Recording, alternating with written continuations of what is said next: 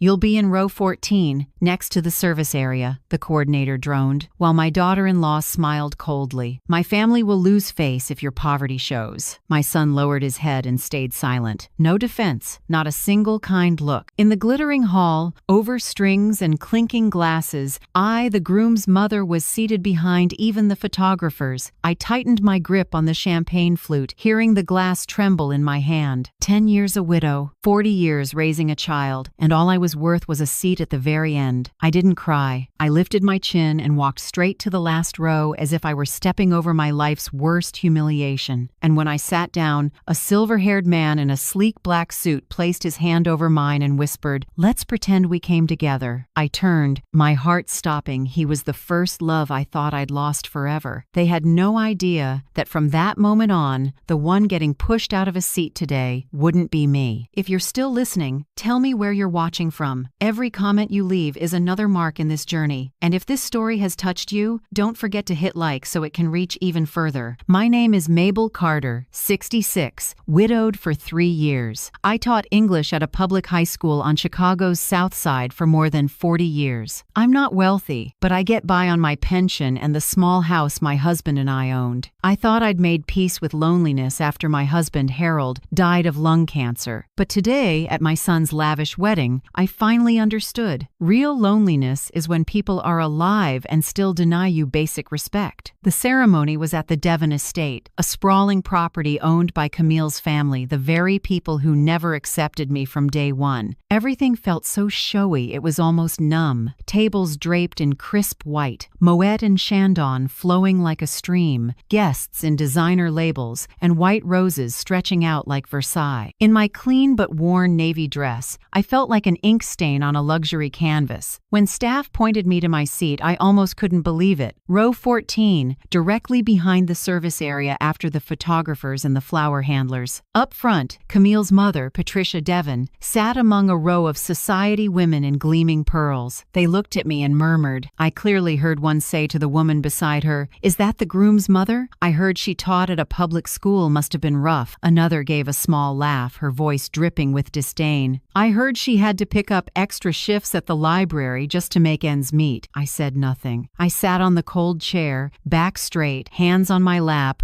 willing myself not to shake. Up at the front, Bryce looked different, tailored suit, perfect smile, standing with the ease of someone who'd forgotten what it meant to be poor. I remembered the little boy who came home with muddy sleeves, handed me a bunch of dandelions, and said, "Mom, these are for you because you're the prettiest in the world." I smiled, then felt my nose sting. Where did that little boy go? The music rose. Camille came down the aisle in a wedding gown so long it needed 2 people to carry. Light flashed off the diamonds at her throat, making me squint. She never looked at me, not once. I was a shadow she wanted erased from the frame. Just as I was about to lower my head to escape the contempt around me, the chair beside me slid. An older man, silver hair shining in the sun, sat down. A whisper of bergamot cologne drifted over. He wore a Swiss watch. His movements were slow, refined. I thought he'd made a mistake and was about to say something when I heard his voice low, steady, certain. "Let's pretend we came together." I froze. He leaned in with a calm smile and gently set his hand over my clenched one. The touch made me stiffen for a few seconds, but strangely, there was no embarrassment, only warmth. From the front, I saw guests beginning to turn. Their eyes changed from pity to curiosity, and then, slowly, to caution. A woman in a feathered hat whispered to her husband, "Who's that man with the groom's mother? He looks powerful." I didn't turn, but I caught the hint of a smile at the corner of the man's mouth. On the stage, Bryce glanced down and his gaze landed on us. In that instant, his face went pale. I saw his lips move like he wanted to ask something but didn't dare. Camille followed his stare. When she saw me smiling, speaking with the mysterious man, her face went rigid. I didn't know what game I'd been pulled into, but I could feel the power dynamic shift. Those who'd looked down on me were now more careful. Those who had turned away began to watch. I tilted my head and whispered, "I don't understand what you're doing." Without looking at me, he said, "Just smile. You're Your son's about to look again. I did. When Bryce glanced down a second time, he looked as if he'd seen the impossible. In the very spot where he'd arranged for his own mother to be humiliated, I now seemed to be, seated with a man worthy of the front row, maybe even their betters. Perfect, he murmured, squeezing my hand a bit. Now they don't know where to place you in their picture anymore. I looked at him, a mix of surprise and gratitude in my chest. Who are you? I asked softly, just for him to hear. He tilted his head, deep blue eyes holding an answer I'd waited for my whole life. Someone you should have crossed paths with again a long time ago. I didn't have time to grasp it all. The minister kept speaking, violins kept playing, and all eyes stayed on the couple. But I knew, with a few light touches and a smile, the entire order of this event had cracked. Half skeptical, half curious looks stayed on us through the ceremony. I caught fragments of whispers. Is he someone in finance? He looks familiar. Wasn't he on the cover of Forbes? I didn't reply, only pressed my lips together and looked up at the platform where my son vowed himself to a woman who had tried to banish his mother to the service row. Oddly enough, I felt calm. Maybe because, for the first time in years, I didn't feel invisible. A breeze from the garden brushed my hair, as if whispering, "It's time, Mabel." I didn't know why the words rang in my head, but my heart did. This wasn't Bryce's wedding day anymore. It was the day I came back to myself. I didn't know who the man beside me truly was or why he chose to help. But from the way he held my hand and redirected the room's gaze, I sensed something was about to change for good. When the applause started, I stood up on instinct. He leaned toward my ear and said, "Let them wonder." I looked around. The people who'd pitied me now watched like I was a riddle. Up front, Camille's mother frowned. Bryce glanced down, eyes frantic. Camille gripped his hand tighter, afraid, unsettled, and lost. And me? I simply smiled. For the first time in years, I felt light. Deep down, I knew no one had the power to make me sit in the last row anymore. As the wedding music faded and the clapping thinned, the man at my side tipped his head and spoke softly, just for me. "We finally meet again, Mabel." I lifted my face to ask who he was, and the slant of afternoon light across his silver hair revealed deep blue eyes, the exact blue I'd memorized half a century ago. I froze. The sound around us, music, chatter, fell away until only his face remained. "Sebastian?" My voice caught in my chest. He smiled and nodded slowly. "Call me Seb, the way you used to." I could hardly breathe. That name, I hadn't spoken it in 50 years. I thought I'd forgotten, but memories don't die, they only sleep.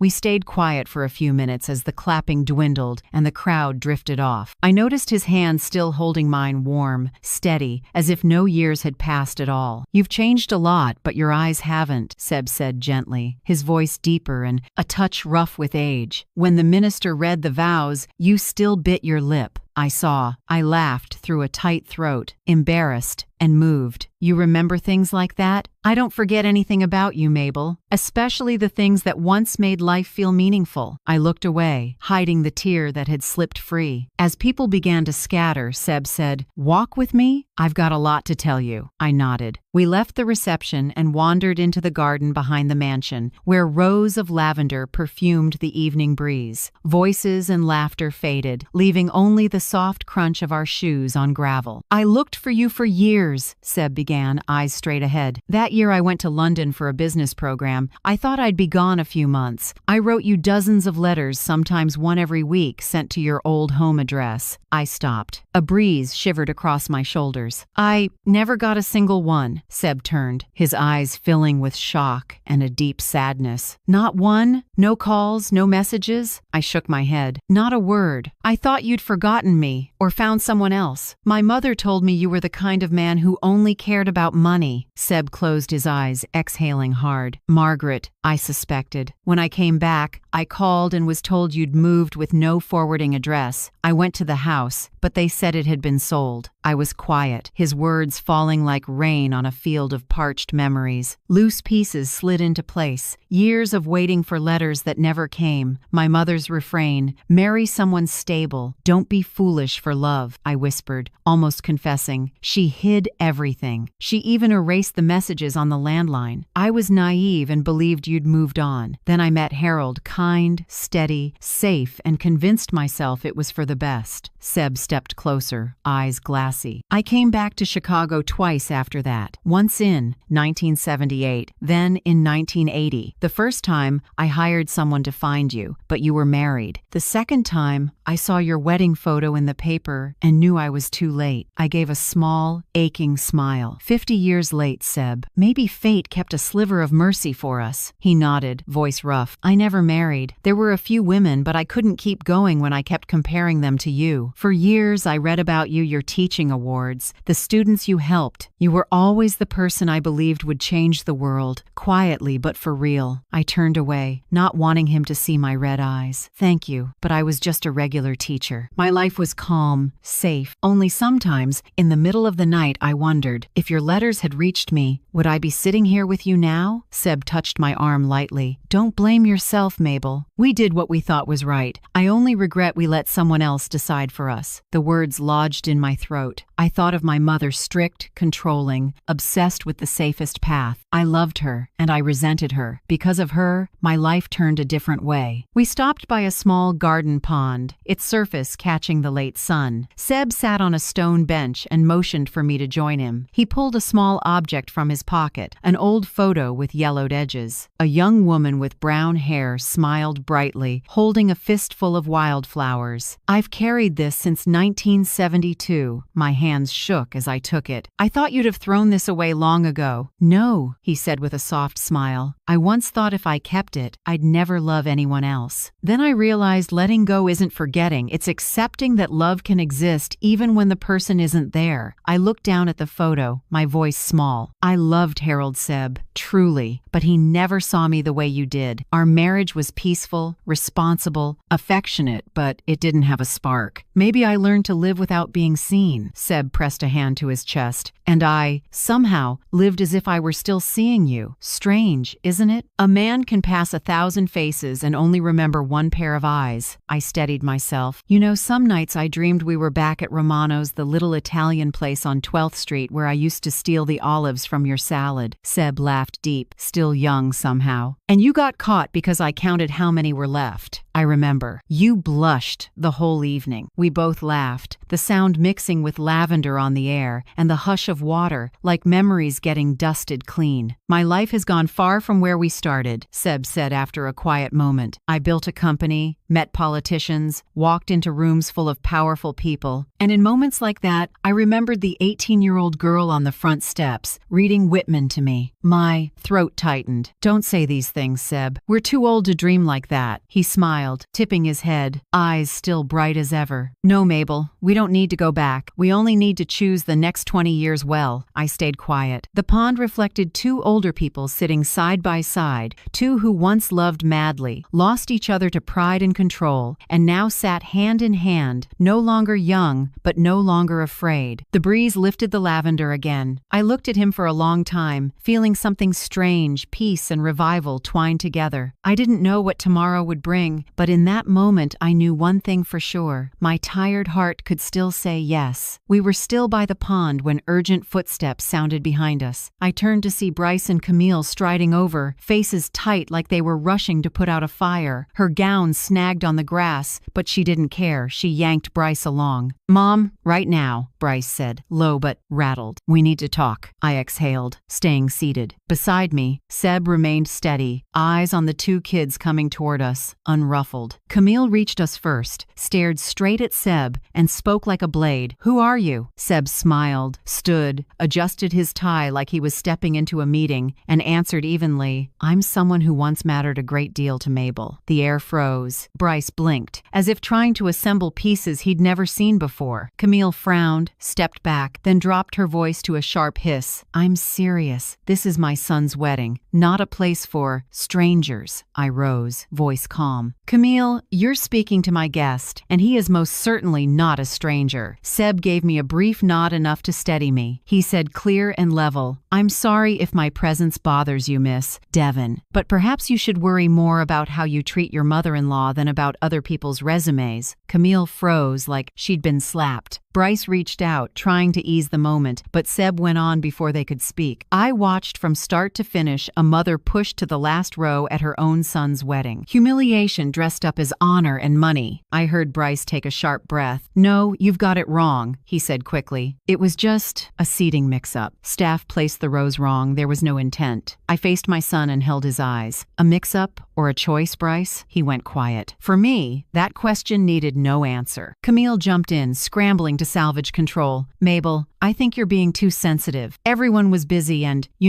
our family's reputation had to be protected. Reputation? Seb cut in, still polite but cool. If your reputation is built on diminishing others, you might want to revisit your definition. Color rose beneath Camille's makeup. Whether from shame or anger didn't matter. Bryce looked lost, fingers tight around his glass. He glanced at me, as if asking me not to make this worse. This time, I didn't rescue them. Seb slid a hand into his pocket, speaking slowly with the weight of power he didn't need to flaunt. As it happens, I just finalized a deal 2 weeks ago. My firm, Whitmore Capital, acquired the downtown commercial building where Devon Realty Group has its headquarters. The air changed instantly. Bryce's head snapped up. Camille looked like she didn't trust her ears. What did you say? She stammered. The building on Michigan Avenue? Seb nodded, gaze calm to the point of merciless. That's right. The deal closed last week. I only remembered the detail when I saw the Devon logo on the wedding stage. Silence crashed over the garden. Camille's face drained, her expensive makeup no match for raw panic. Bryce stood still, mind racing. Seb looked at them, his voice quiet. No need to raise it. I hadn't planned to discuss business here, but perhaps this coincidence is well-timed. Then he turned to me, the gentle smile returning. Mabel, it's been a long day. We should leave. There's a place by the lake I'd like to take you to dinner, if you're willing. I smiled, no hesitation. I'd like that. Camille's eyes widened. You're leaving in the middle of the reception? People are waiting for the family photos. I turned, answering softly but clearly. Family? Are you sure that's what you want to capture? A mother parked by the service station? Bryce drew a breath, ready to say something, but I stepped forward, slower and firmer than I'd ever been. I'm not an obligation for you to manage anymore, Bryce. From now on, I choose my own place. Seb held out his hand. I placed mine in his, and a strange steadiness spread through me. Simple, but the whole garden seemed to hold its breath. As we walked away, whispers trailed behind, curiosity edged with respect. Someone murmured just, loud enough for me to catch, "Is that really Sebastian Whitmore? And he's with the groom's mother? I can't believe it. If so, the Devons are in trouble." I didn't look back. I only held Seb's hand and followed the stone path to the back gate. The breeze moved through the maples, lavender and champagne mingling in the air. With every step, another layer of old dust fell away. At the car, Seb opened my door like we were 20 again. "I'm sorry," he said quietly. "If I'd known today was your son's wedding, I'd have come sooner. Maybe everything happens for a reason." I looked at him, a feeling I couldn't name rising relief and ache twined together. "You don't owe me an apology, Seb. If anyone does, it's those who treat love and respect like bargaining chips." He smiled, soft as the afternoons I remember. "Then tonight let me feed you well and talk for a long time like two old friends waking from a long dream." His car rolled out of the garden, catching the last light on the glass. Through the window, I watched the trees sway and Bryce and Camille shrink into the murmuring crowd. No one walked us out, and no one dared stop us. But I knew, in many eyes left behind, pity had vanished, replaced by something else, respect. I turned to the man at the wheel and asked quietly,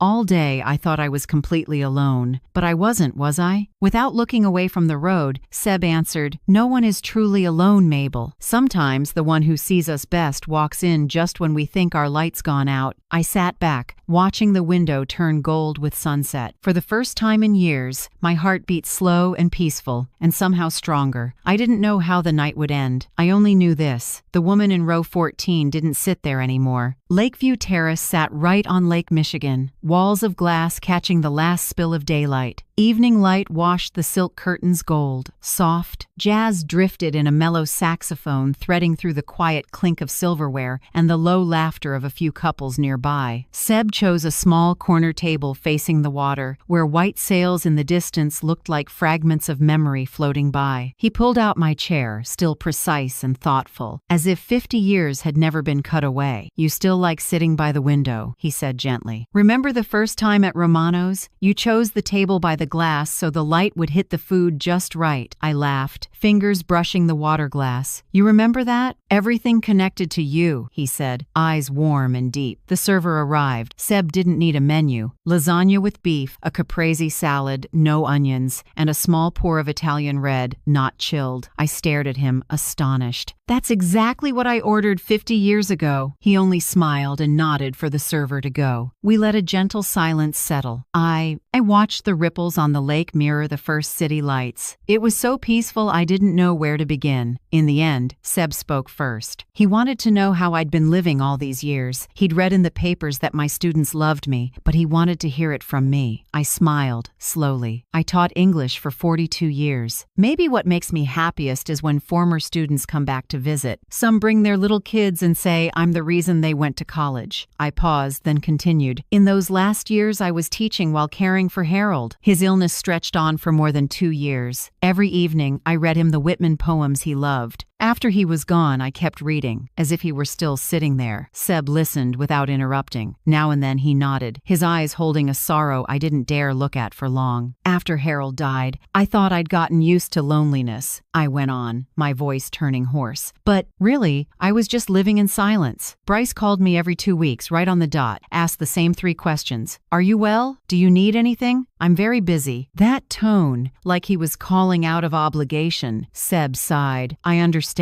Obligation is the worst form of love. It pretends to care, but the heart is gone." I gave a small laugh, then asked, "What about you, Seb? Did you ever have someone?" He leaned back slightly, looking out at the lake. "Yes, a few, but it always felt unfair to them. No matter how good they were, I kept comparing them to someone who'd gone very far away. In the end, I chose to live alone. Alone, but not empty. Maybe because I always believed you were okay somewhere." That line made my heart pinch. For a moment, I saw the 18-year-old boy again, sitting under the tree in front of my house, notebook in his arms, smiling every time I read a poem. The server brought our food, the lasagna fragrant and steaming. I took a bite. The richness of meat, cheese, and tomato sauce spread across my tongue, and I suddenly laughed. "What is it?" Seb asked. "It's just, this tastes as good as it did back then." And I almost cried because of it. "Cry if you want. There's nothing wrong with letting yourself be moved." I shook my head, swallowed slowly, then whispered, "No, I don't want to cry anymore. I want to remember it with a smile." We ate unhurriedly, each sentence filling in the gaps of the years we'd lost. When the red wine was topped off, Seb rested an elbow on the table, the light casting a warm gold in his eyes. "Mabel, we can't turn back time, but we can choose tomorrow." I looked at him in silence. Inside me, something both strange and familiar stirred, as if an old heart were waking from a long sleep. "You make it sound too simple," I answered, my voice trembling. "Because it really is simple. Happiness doesn't need magic, only the courage to start again." Before I could reply, my phone buzzed in my purse. I glanced down 7 missed calls from Bryce and 3 messages from Camille. They all said the same thing. "Who is Sebastian Whitmore? Mom, where are you? Do you know what kind of man he is?" I set the phone face down and exhaled slowly. "They've started digging into you." Seb smiled lightly. "Of course. The Devons never rest easy when they don't know what someone can do to them." "Aren't you afraid?" I asked, half joking, half serious. "Afraid? I've been through much bigger battles. They should only be afraid if they keep looking down on people." I laughed. "You're as confident as you used to be." "No, Mabel. I just believe in the justice of cause and effect. Those who sow contempt will bow their heads to reap it." I switched the phone to silent. For the first time in years, I didn't feel compelled to respond to my child right away. A quiet settled over me, not loneliness, but true peace. "What are you planning after you leave Chicago?" I asked, nudging the talk away from power and shadows. Seb leaned back, eyes far away. "I've been thinking about Tuscany. There's a small village called Montefiorale. Good wine, clear skies, lavender blooming all summer." I laughed. "You don't have a house there," he chuckled back. "I'll buy one." We both laughed freely, not tamped down by politeness or fear of judgment. I realized it had been a very long time since I'd felt this kind of positive excitement, not worry, but the anticipation that something good might come. After the meal, Seb called for the check before I could reach for my wallet. "Let me. You can get the next one, if we meet again." I looked at him and smiled. "You just wrote the next invitation yourself." "I know, and I hope you won't cancel." At the door, the lake breeze slipped in with a touch of salt and cold. I pulled my wrap tighter, watching the city lights flicker in his eyes. "Thank you for dinner, Seb. Thank you for coming. If you hadn't walked to row 14, I might never have had the chance to see you again." I said nothing, not because I had nothing to say, but because any words felt extra. I simply nodded and turned away. When I climbed into a cab home, the phone buzzed again, 4 more missed calls from Bryce. I watched the screen glow in the dark, then tapped mute notifications. That night, I didn't call back. I sat by the window, looking out at Lake Michigan shimmering in the moonlight, and realized it had been a long time since I'd felt this light inside. Tomorrow, I'd have to face Bryce and Camille and that world out there. But tonight, it was just me and the calm of being seen, heard, and remembered. And somewhere in Chicago, I believed Seb was looking out at the lake too, facing the same direction where the lights met the water and the past finally let go. 3 days after that evening, by the lake, my phone rang while I was watering the plants on the porch. Bryce's voice came through, trying to sound steady but failing to hide the strain. "Mom, are you free tonight? Camille and I want to take you to dinner at River House." River House, the most upscale restaurant in Chicago, the kind you book a week ahead. I knew they weren't inviting me out of filial devotion. I wiped my hands and smiled slightly. "Of course I can go." On the other end, Bryce exhaled, like he'd just completed a tough assignment. That evening, the restaurant glowed with candlelight, the polished wood floor reflecting warm gold. I arrived on time in a simple blush pink dress and the pearl earrings Harold once gave me. When the server opened the private room, I saw Camille already seated, wearing a French label I'd seen on a magazine cover. Next to her, Bryce scrolled his phone, looking worn out. "Mom." Camille stood and flashed a radiant smile like nothing had ever happened between us. "You look wonderful tonight. Your skin is glowing. Must be that good company makes people shine, right?" I looked at her, smiling lightly but not too much. "That's right, Camille. Good companies, good partners, and good manners, those things always make people shine." Bryce's hand paused on his water glass. Camille pressed her lips together, trying to hold the smile. We sat. The private room felt luxurious but cold, like a meeting wrapped in velvet. Under the table, Seb quietly took my hand. He sat beside me, composed, his gaze calm and steady. That handhold wasn't showy, but it made me feel strangely safe, like a reminder I wasn't alone anymore. The server poured wine and slipped away. Camille started with small talk vacations, new projects, charity events. Everything came out in a flat, practiced tone, like she was executing a strategy rather than having a conversation. I stayed quiet, smiling at the right moment so she wouldn't know how. Clearly I was listening. When the main course arrived, grilled wagyu with truffles, Bryce set down his knife and looked at me. "Mom, I actually wanted to talk a bit about work." I took a sip of wine. "Yours or mine?" he faltered. Camille cut in, voice soft as fluff but edged with calculation. "Whitmore Capital just bought the building where our company's headquarters are. It would be wonderful if your side could consider keeping the current lease. We could all benefit." Seb looked up, not rushing. He cut a piece of meat with measured movements, then said evenly, "Business is business, Miss Devon. No one gets to change terms based on personal ties if the conditions aren't right." I saw a tendon jump in Camille's neck. Bryce forced a thin smile and tried, "I think things can be flexible as long as both sides want it." Seb set down the knife, a rare sharpness flickering in his eyes. "I'm only flexible with people who know how to show respect." The braze, words drifted out like a breath, yet the room fell absolutely silent. I straightened, set my glass down, and said gently but clear, "Before we talk business, maybe we should talk about something more important. Respect." Bryce looked at me, flustered. "Mom, I know there was a little misunderstanding at the wedding." I cut in. "It wasn't a misunderstanding. It was a choice. You chose to seat me in the last row, behind the service area. You chose silence when your wife said my poverty would shame her family." Camille jumped in fast. "I didn't mean harm, Mabel. I just wanted the ceremony to look perfect. I'm sorry if my words hurt you. I looked straight at her, my voice low but firm. Camille, are you sorry you said it, or sorry it has consequences now? I wasn't angry. I just needed a sincere apology. But sometimes sincere is the hardest thing to give. And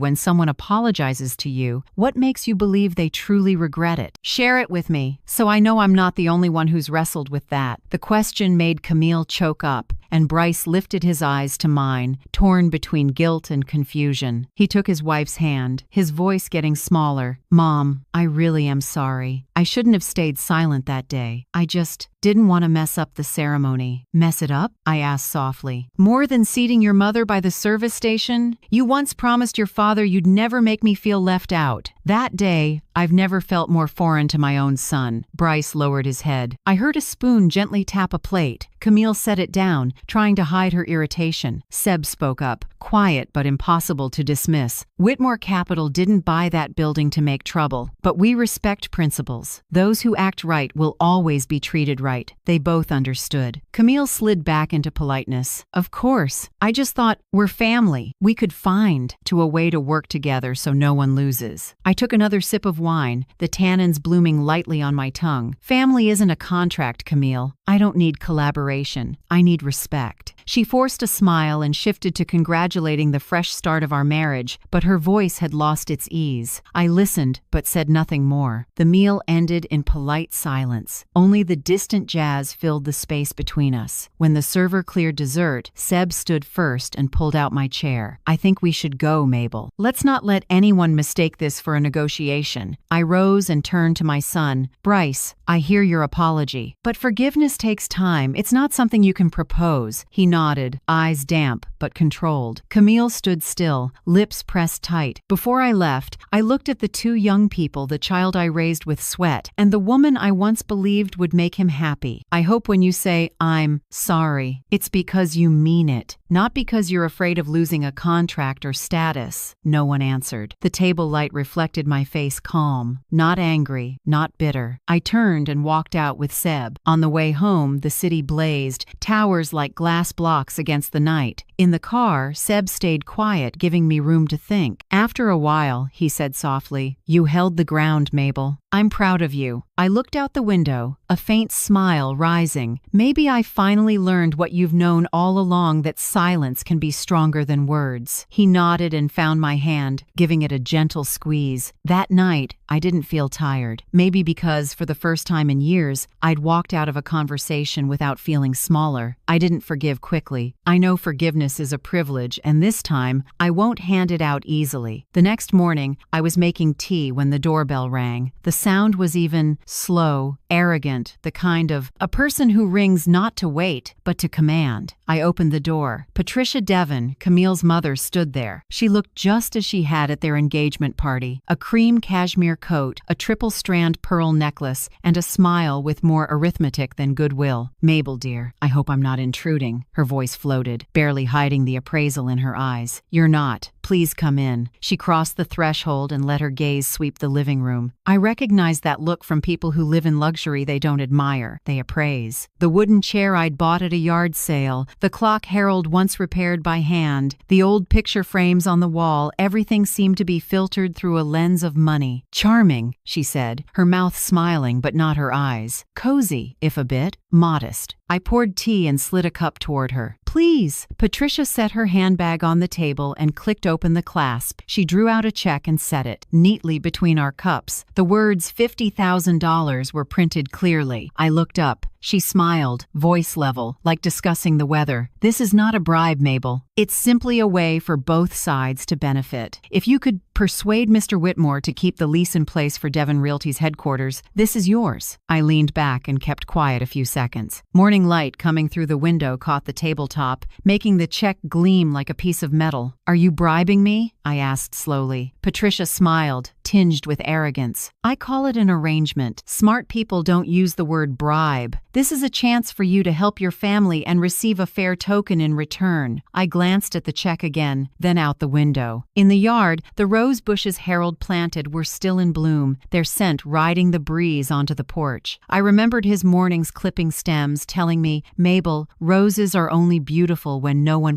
pays for them." I turned back with a faint smile. "You know, Harold used to say roses shouldn't be bought with money. I think people shouldn't be either." I picked up the check, feeling the thick paper, the fresh ink. Then the sound of tearing filled the quiet room. She startled, eyes wide, but I'd already ripped it into 4 neat pieces and set them on the saucer. "My worth, ma'am, is not for sale." Patricia raised an eyebrow, her smile flattening to a thin line. "Be careful with grand statements, Mabel. In this society, no one is truly free. Your family, your son, his work, everything can be affected." I stood, walked to the door, and slid the bolt. 3 days ago, I might have been afraid. Today, I'm free. Keep your social influence. I'll keep my self-respect. She looked at me a long moment, her gaze cooling. "You're making a mistake. If keeping myself is a mistake, I don't need to be right." A beat of silence. Then she lifted her bag and stepped out. Before she left, she turned back, leaving a trace of Chanel, number 5 inches the air. "I hope when the consequences come, you still have enough confidence to smile." The door closed, leaving only the scent of expensive perfume and a storm of anger hanging in the air. I sat and looked at the shredded check on the saucer. Torn paper, but the ink still bright. Money is strange. It only has power if we let it define us. I gathered the pieces, dropped them in the trash, and washed my hands under the tap.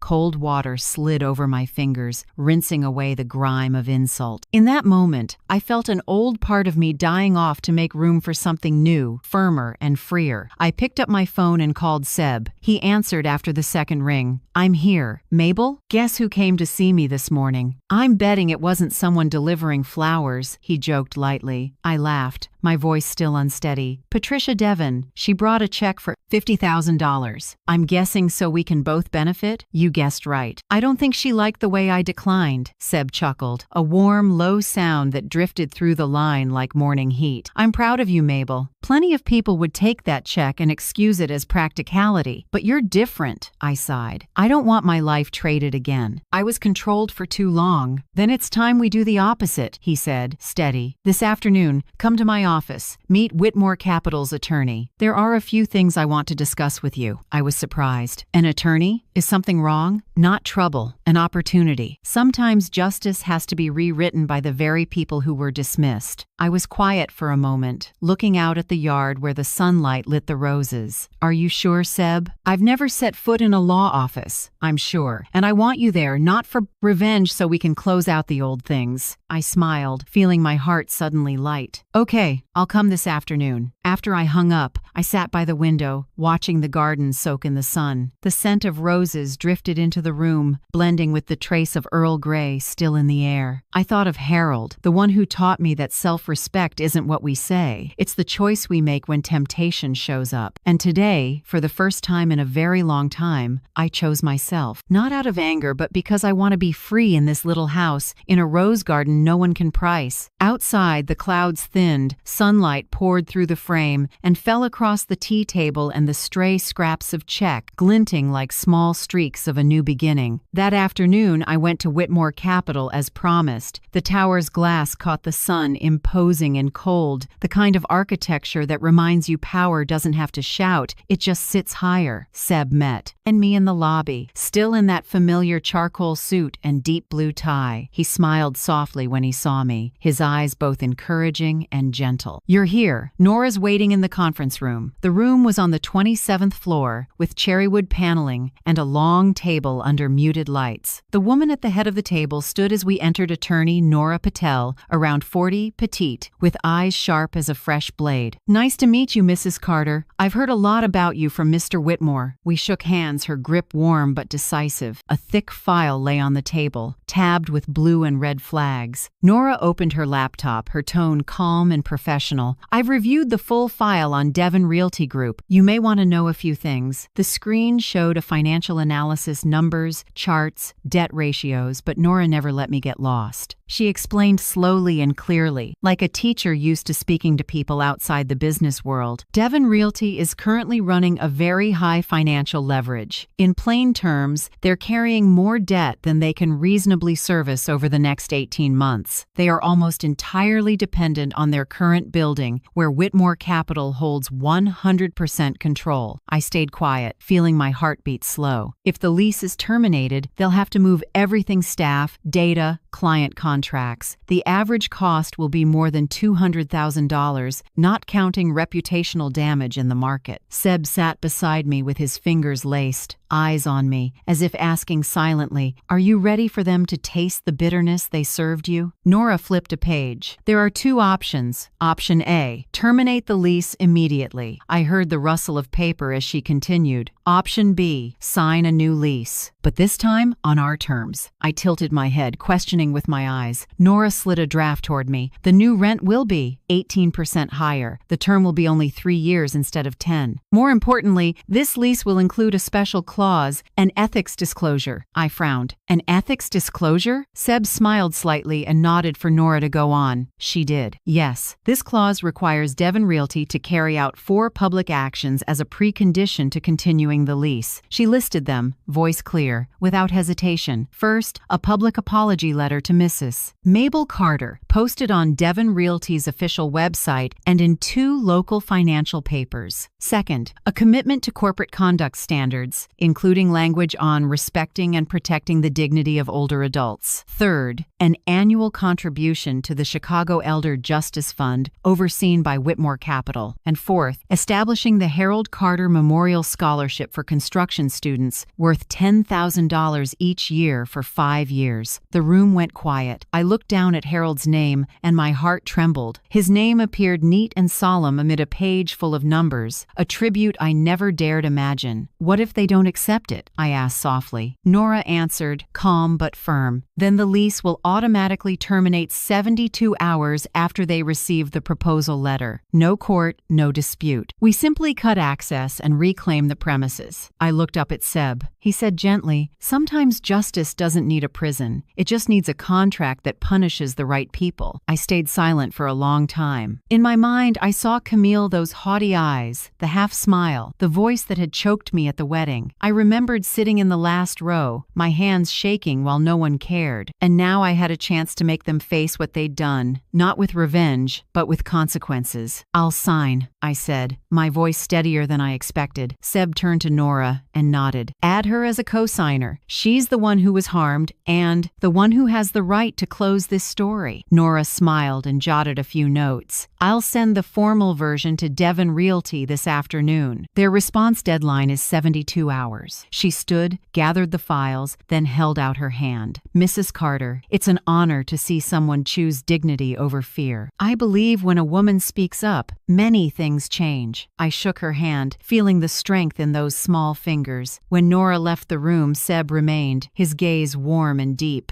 "Mabel, you know I don't just want them to learn a lesson. I want you to see that humiliation wasn't meaningless. You turned it into an outcome." I smiled faintly, a rush of hard-to-name feelings rising, part relief, part weight. "I don't want revenge, Seb. I just want them to know they can't belittle people and keep living like they did nothing wrong." "I know, and that's exactly why this is right." Outside the building, the afternoon wind kicked up. I stood on the steps a moment, watching the rush of people. Beneath the traffic noise, a strange calm settled inside me. When I got home, dusk had fallen. I lit a small candle in front of Harold's photo. His face was still gentle in the frame, his smile holding both faith and forgiveness. The flame quivered against the glass. I spoke very softly, as if whispering back to the past. "I protected myself, love, and I kept the honor of us both." The candlelight shimmered, climbed the wall, and washed across my hands. Outside, the night wind off Lake Michigan slipped through the window, carrying the scent of roses from the garden, the fragrance Harold loved. For the first time in years, I felt I was standing in the right place, not because anyone lifted me up, but because I had finally chosen not to bow.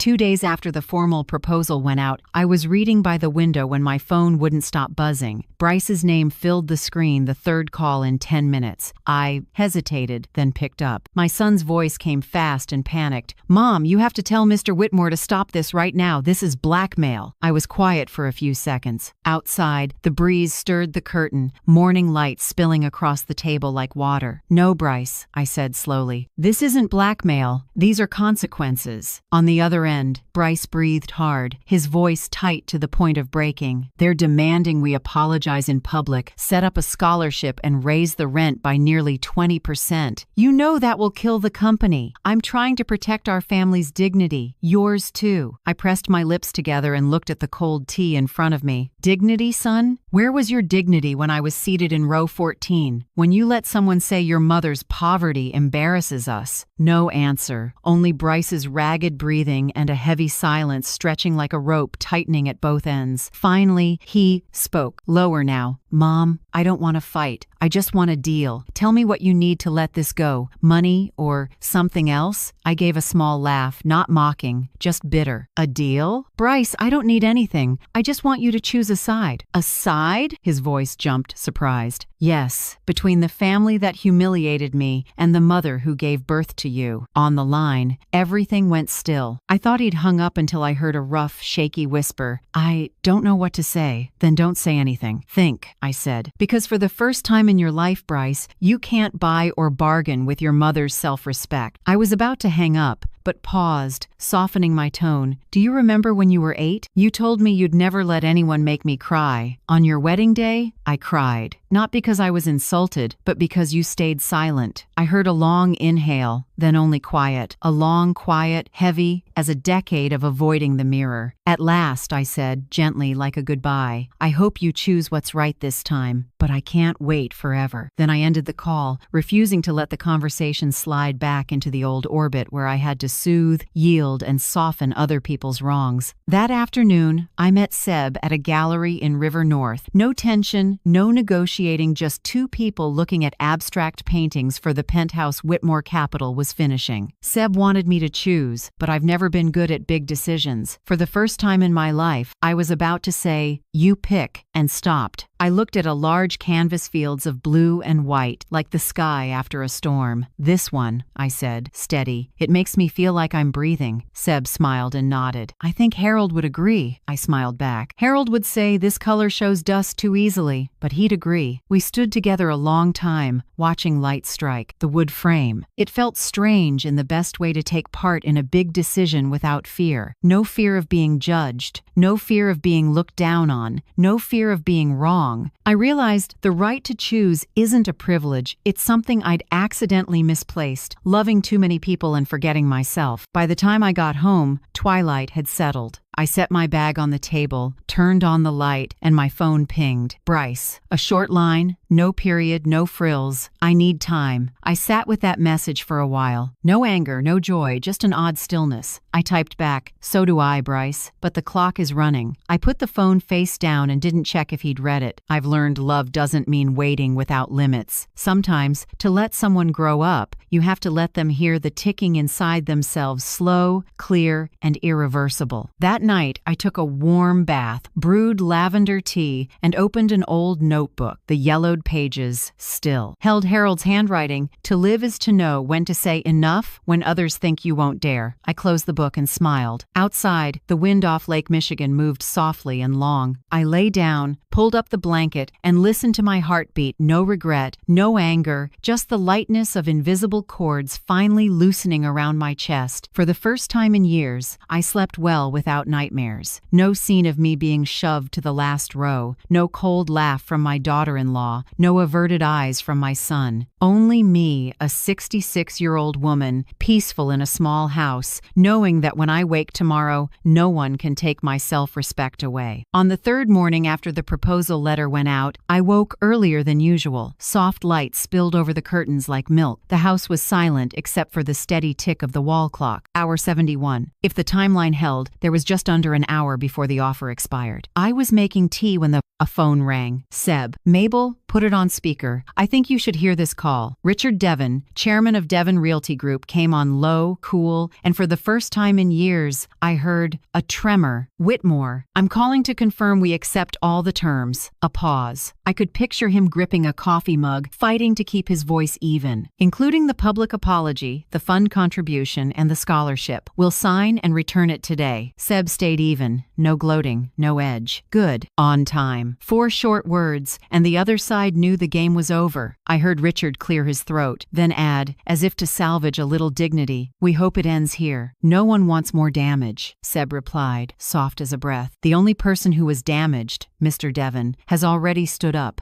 The rest is just procedure. Then he ended the call. The room fell still. I stood by the tea, my hand trembling, not from joy but because I knew there was no way back. All that had been hidden under family honor would now be public. The insults, the contemptuous looks, row 14, my mother's poverty embarrasses us, all of it would be written down and covered by the press. Seb set a hand on my shoulder, his voice warm and low. You okay? I drew a deep breath and nodded. I'm not scared, just, it feels strange, like I'm stepping through a doorway I never dared touch. He smiled. You're not stepping alone. Nora confirmed the apology venue tomorrow night at the country club during the Chicago Children's Fundraiser. Devon Realty is the lead sponsor. They want to announce the signing and apologize right on stage. I raised an eyebrow. In the middle of a fundraiser? Exactly. They want to win back face by showing social responsibility. For me, it's fitting justice, bowing their heads where they were proudest. I was quiet a long time, then asked softly, You think I should go? Seb looked at me, steady and kind. I think you've listened to others speak for you long enough. It's time to show up for your own story. I nodded, warmth and fear braided together inside me. Then, it's time. That afternoon, a text from Nora Patel arrived. The final agreement has been signed. They sent the scan. Tomorrow night, Mr. Richard Devon will read the apology. Media will be present. I stared at the words on the screen, then set the phone down. I knew that moment wouldn't just be a legal win. It would be a kind of moral justice. No one would be jailed. No one would lose their freedom, but everyone would have to face the truth of what they did. That evening, while clearing the table, my phone lit up. Bryce. I opened it to a short message. Mom, I'll be there for the announcement. I think I need to hear it with my own ears. I read it again and again. A mix of warmth and worry rose in me. Part of me wanted to hold my son and say if he understood, I'd forgive him now. But another part whispered, don't go soft too soon, Mabel. Forgiveness should follow humility, not precede it. I typed back simply, I know. Thank you for telling me. Then I set the phone down, inhaled slowly, and looked at Harold's photo on the table. His smile was as gentle as ever, steadying the flutter in my chest. That night, I opened the closet and took out the simple black dress Harold once praised. Mabel, that color makes you look like a woman who knows exactly who she is, he'd said at our 25th anniversary party. It still fit. The fabric had softened with time. I pressed it, hung it on the window to catch the morning sun, then sat before the mirror. My hair was more than half silver now, but I smoothed it back and twisted it into a loose bun. No heavy powder, no bright lipstick, just a touch of foundation and small pearl studs. The lamp reflected a 66-year-old woman whose face was no longer taut, but whose eyes were clear. I looked at myself and whispered, not the woman in the last row anymore. I pictured tomorrow the bright room, the faces that once turned away, the shaking voice reading an apology. I didn't know if I'd smile, cry, or simply stand still, but I knew one thing. I would be there, head high, the way Harold would have wanted. Before bed, I got a short text from Seb. I'll pick you up at 6 o'clock. Not early, not late. I replied, bring the contract. I want to see it in our hands. It'll be there, and so will I. I smiled and set the phone down. Outside, the Chicago sky held a pale wash of orange. A light wind off the lake carried damp hints of water. I closed my eyes without fear. What I felt was something else, like being given my life back, not to retaliate, but to close the circle. Tomorrow, the world might chatter and the news might run with it, but I knew that beneath the noise, this would be the day Harold would be proud and say, you stood up, Mabel, at last. The next afternoon, Chicago's sky was unusually clear. Sunlight scattered over Lake Michigan like silver leaf. I sat in the car beside Seb, clutching my small bag, calmer than I'd expected. We pulled into the country club, the venue for the Chicago Children's fundraiser. A line of luxury cars moved through the gate. Staff in black and white uniforms hurried back and forth. Everything looked as lavish and polished as if nothing had happened in the world. But inside me, everything had changed. I had stepped out of the shadow of the woman in the last row. Today, I wasn't there to witness. I was there to be witnessed as myself. Seb parked, turned to me, his eyes both reassuring and proud. "Ready, Mabel?" I nodded. "It's time." The country club's main hall sparkled. Round tables draped in crisp white, rows of crystal glasses, perfume mingling with jazz. As Seb and I walked in, familiar faces from the wedding turned to look. I saw women who had whispered about my old dress, men who had once shaken Richard Devon's hand with deference. Their eyes had a new tone now, not contempt, but a mix of curiosity and caution. A server guided us to the front rows, near the press area. I spotted Bryce in the first row to the right, shoulders rounded, hands clasped. Beside him, Camille wore an emerald dress, makeup immaculate, but even from a distance, I could see the faint tremor at her mouth. When the clock struck 7 p.m., the stage lights softened. The host announced a special moment of social responsibility. Then, Richard Devon, chairman of the group, took the stage, voice low and controlled, working to sound composed. "Tonight, on behalf of Devon Realty, we offer a public apology to Mrs. Mabel Carter, who was shown disrespect by someone in our own family." He paused and looked to the front row. Camille stood. No wedding lights now, no proud smile, just a young woman with downcast eyes, a paper shaking in her hand. "I'm Camille Devon," she said, voice thin but clear. "On my wedding day, I said something unforgivable, that my mother-in-law's poverty would embarrass our family. I also put her in row 14 near the service area and left her there as if she didn't belong to us." A ripple moved through the hall. A few people raised hands to their mouths. Camille continued, her voice catching. "Today, I understand that wealth isn't what you own, it's how you treat people. I'm sorry, Mrs. Carter. And I'm sorry to myself for being so small." The room held its breath. No laughter, no chatter. Even the cameras stilled for a few seconds, as if no one dared break that strange moment. No one had ever confessed so plainly, and no apology had ever been so public. I stood and walked slowly to the handheld mic the staff extended. I didn't look at the crowd or the cameras. I looked only at Camille, the daughter-in-law who had made me feel like a shadow in my own family. "I acknowledge your apology," I said, even neither cold nor shaking. A brief stillness. "I'm not saying forgive, because forgiveness can't happen in a day. But I acknowledge it because maybe for the first time, we're telling the truth to each other." Camille bowed her head. Tears fell onto the paper, crushed in her hand. I turned to Bryce. He lifted his face, eyes red, and I knew for the first time my son truly saw me, not as a mother meant to endure, but as a woman with the right to stand tall. The hall stayed quiet, and then the applause came, not loud, but real. Reporters began to shoot again. Flashes strobed. I heard a whisper behind me. "Is that Mrs. Carter? The one they put in the last row?" She looked so steady. No one said it out loud, but I felt it. The social scales had shifted. Those who once kept silent in the face of insult were now watching a lesson in dignity, and they knew they couldn't dismiss it anymore. After the program, I left with Seb. Night had fallen, but the lights around the golf course still glowed. Crickets sang in the breeze. I took Seb's arm, shoulders back, steps sure, each one shedding a layer of heavy memory. A reporter hurried after us and asked, "Mrs. Carter, do you have anything you'd like to say?" I stopped and smiled. Sometimes the silence of the weak is what makes the powerful smug, but when the weak stand up,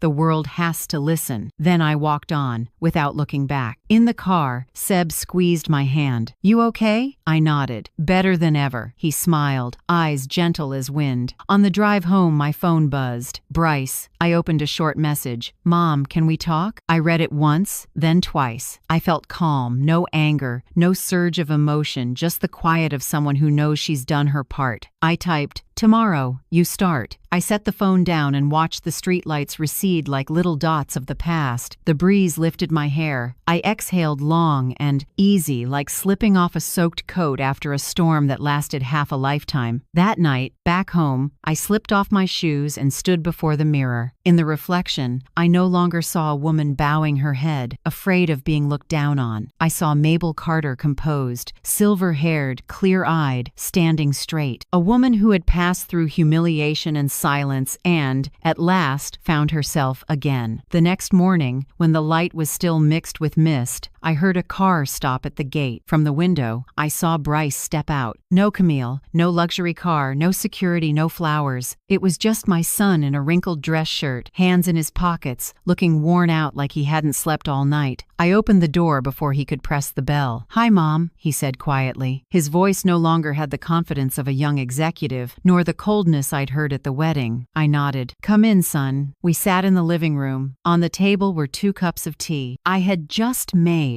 He looked around the old house, Harold's framed photos, the bookcases I've kept the same. Everything seemed smaller in his eyes, but this time I saw no scrutiny there, only a quiet observation, like he was trying to see what he'd once overlooked. After a long moment, Bryce spoke. "Mom, I'm sorry. Not an apology to end the story, but to start over." I said nothing, just set my cup down. He drew a deep breath and went on. "I've been under more pressure than you think. Keeping up appearances, maintaining an image, living by the standards of the upper circle, it all felt like shackles. I was afraid people would laugh, afraid my wife would lose face, afraid I wasn't enough. But in all that fear, I forgot the most important thing." I looked at him, silent. "I forgot you, and I forgot who I am." His voice caught a low note rare for a son who had always spoken like the wind. I answered slowly, "Bryce, I understand pressure, but remember this. Respect isn't a decoration to show off at a fancy party. It's a discipline for living. No one ever became poor by respecting others,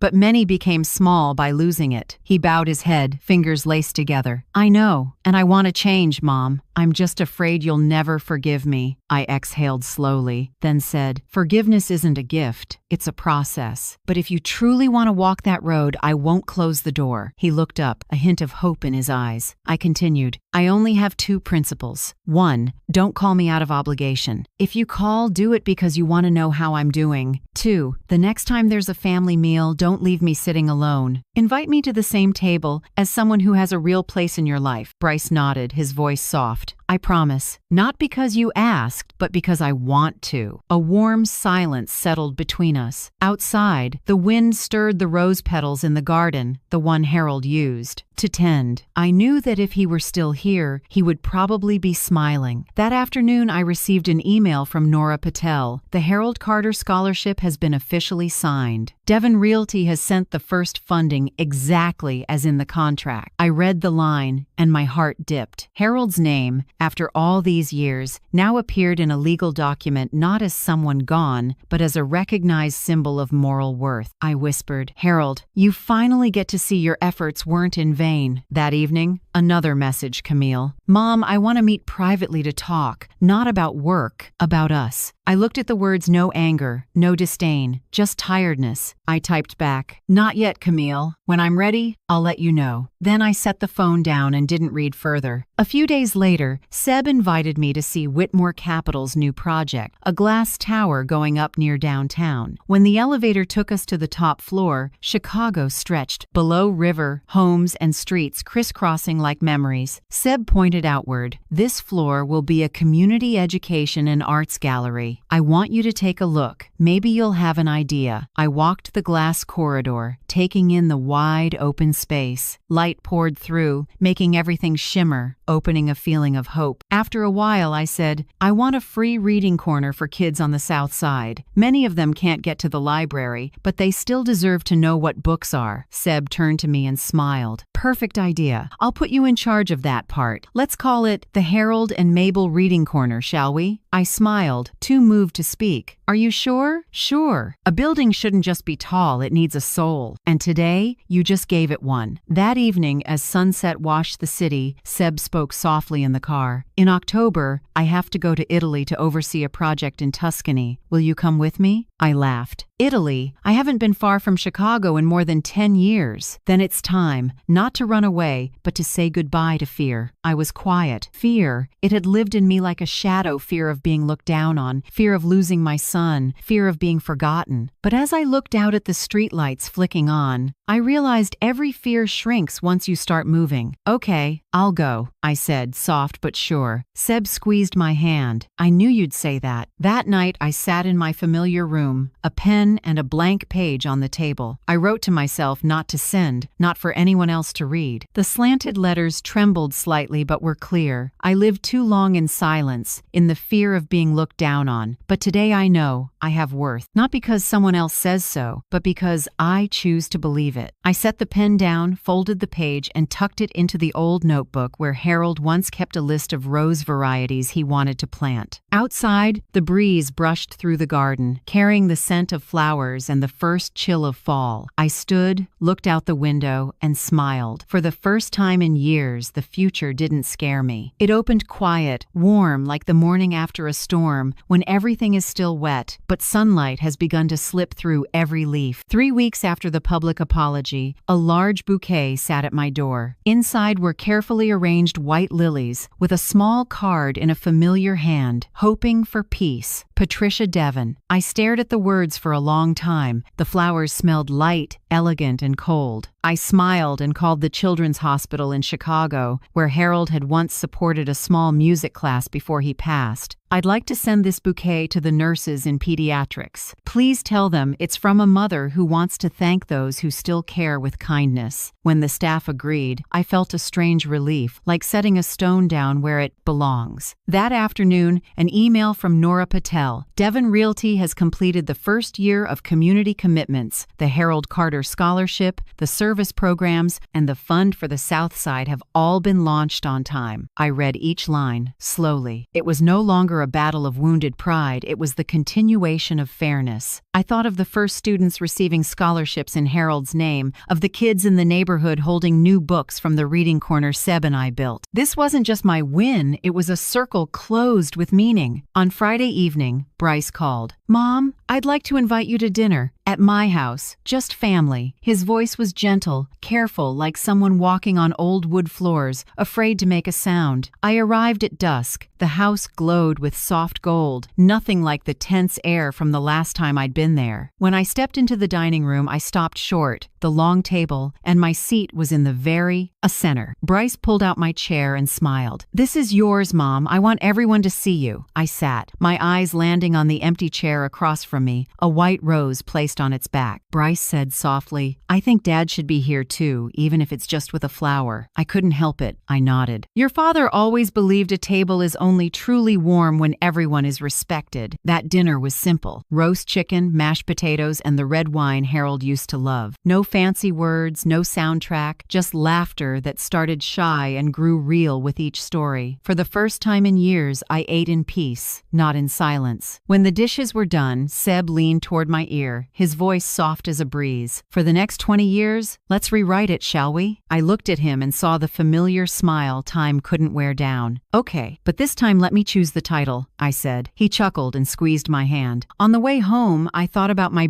journey. From row 14, where they parked me by the service area to save face, to the center of my own life. No one carried me there. I walked it myself, with pain, with steadiness, and with the belief that dignity can't be reassigned. I know forgiveness isn't a door that swings open with a single word. Forgiveness arrives only when people change long enough that apologies are no longer needed, when actions prove they've learned the lesson of respect. I'll wait for that to happen, without rushing, without forcing, without holding a grudge. That evening, Camille texted, Mom, I read the article about the Harold Carter Scholarship. I understand now. If you allow it, I want to start over. I typed my reply, each word firm. The door opens when you are truly ready to live differently, Camille. Not sooner, not later. Then I set my phone down and looked around my small home. On the table were my passport, a new travel journal, and a plane ticket to Tuscany. Seb had already messaged, "I'll pick you up at Florence Airport, and from there we start the new leg." I smiled and packed everything neatly. Tuscany is waiting, but this Chicago won't swallow me anymore. It has become the place where I stood up not with anger, but with self-respect. I opened the window. The October breeze slipped in, cool and gentle like an old touch. Streetlights spilled across the frame, lighting my face in the mirror, a woman who is no longer afraid of being forgotten, no longer sitting in the last row, but living in the front row of her own life. Thank you for staying with me all the way to this point. Maybe each of us has been pushed to the edge of a table, a story, or our own life just because someone decided we weren't important enough. But if you're still listening, I believe you've stood up from where they thought you'd sit forever. I want to hear your story. Where are you watching from in this wide world? Have you had a moment when you realized, I have worth too? Tell me in the comments, because sometimes a small share can warm someone who's quietly enduring the way I once did. And if you want to keep walking with me through journeys of healing, finding dignity, and rebuilding trust, please like, subscribe, and turn on the bell, not for me alone, but for everyone who's been looked down on, to let them know someone understands and there is still hope. I'll see you in the next story, where another woman is learning to smile after the storm.